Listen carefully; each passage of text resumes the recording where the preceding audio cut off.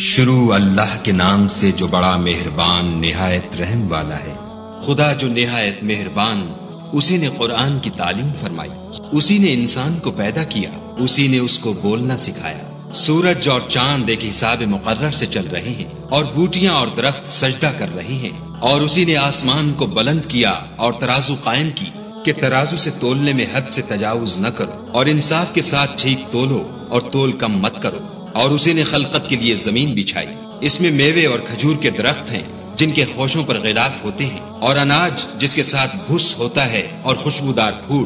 تو اے گروہ جن و انس، تم اپنے پروردگار کی کون کون سی نعمت کو جھٹلاؤ گے؟ اسی نے انسان کو ٹھیکرے کی طرح کھن کھناتی مٹی سے بنایا اور جنات کو آگ کے شعلے سے پیدا کیا۔ تو تم اپنے پروردگار کی کون کون سی نعمت کو جھٹلاؤ گے؟ وہی دونوں مشرقوں اور دونوں مغربوں کا مالک ہے۔ تو تم اپنے پروردگار کی کون کون سی نعمت کو جھٹلاؤ گے؟ اسی نے دو دریا رواں کیے جو آپس میں ملتے ہیں، دونوں میں ایک آڑ ہے کہ اس سے تجاوز نہیں کر سکتے۔ تو تم اپنے پروردگار کی کون کون سی نعمت کو جھٹلاؤ گے؟ دونوں دریاؤں سے موتی اور مونگے نکلتے ہیں۔ تو تم اپنے پروردگار کی کون کون سی نعمت کو جھٹلاؤ گے؟ اور جہاز بھی اسی کے ہیں جو دریا میں پہاڑوں کی طرح اونچے کھڑے ہوتے ہیں۔ تو تم اپنے پروردگار کی کون کون سی نعمت کو جھٹلاؤ گے؟ جو مخلوق زمین پر ہے سب کو فنا ہونا ہے، اور تمہارے پروردگار ہی کی ذات بابرکت جو صاحب جلال و عظمت ہے باقی رہے گی۔ تو تم اپنے پروردگار کی کون کون سی نعمت کو جھٹلاؤ گے؟ آسمان اور زمین میں جتنے لوگ ہیں سب اسی سے مانگتے ہیں، وہ ہر روز کام میں مصروف رہتا ہے۔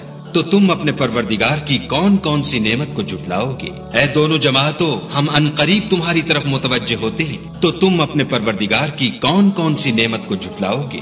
اے گروہ جن و انس، اگر تمہیں قدرت ہو کہ آسمان اور زمین کے کناروں سے نکل جاؤ تو نکل جاؤ، اور زور کے سوا تو تم نکل سکنے ہی کے نہیں۔ تو تم اپنے پروردگار کی کون کون سی نعمت کو جھٹلاؤ گے؟ تم پر آگ کے شعلے اور دھواں چھوڑ دیا جائے گا تو پھر تم مقابلہ نہ کر سکو گے۔ تو تم اپنے پروردگار کی کون کون سی نعمت کو جھٹلاؤ گے؟ پھر جب آسمان پھٹ کر تیل کی تلچھٹ کی طرح گلابی ہو جائے گا تو وہ کیسا ہولناک دن ہوگا۔ تو تم اپنے پروردگار کی کون کون سی نعمت کو جھٹلاؤ گے؟ اس روز نہ تو کسی انسان سے اس کے گناہوں کے بارے میں پرسش کی جائے گی اور نہ کسی جن سے۔ تو تم اپنے پروردگار کی کون کون سی نعمت کو جھٹلاؤ گے؟ گناہ گار اپنے چہرے ہی سے پہچان لیے جائیں گے تو پیشانی کے بالوں اور پاؤں سے پکڑ لیے جائیں گے۔ تو تم اپنے پروردگار کی کون کون سی نعمت کو جھٹلاؤ گے؟ یہی وہ جہنم ہے جسے گناہ گار لوگ جھٹلاتے تھے، وہ دوزخ اور کھولتے ہوئے گرم پانی کے درمیان گھومتے پھریں گے۔ تو تم اپنے پروردگار کی کون کون سی نعمت کو جھٹلاؤ گے؟ اور جو شخص اپنے پروردگار کے سامنے کھڑے ہونے سے ڈرا اس کے لیے دو باغ ہیں۔ تو تم اپنے پروردگار کی کون کون سی نعمت کو جھٹلاؤ گے؟ ان دونوں میں بہت سی شاخیں یعنی قسم قسم کے میووں کے درخت ہیں۔ تو تم اپنے پروردگار کی کون کون سی نعمت کو جھٹلاؤ گے؟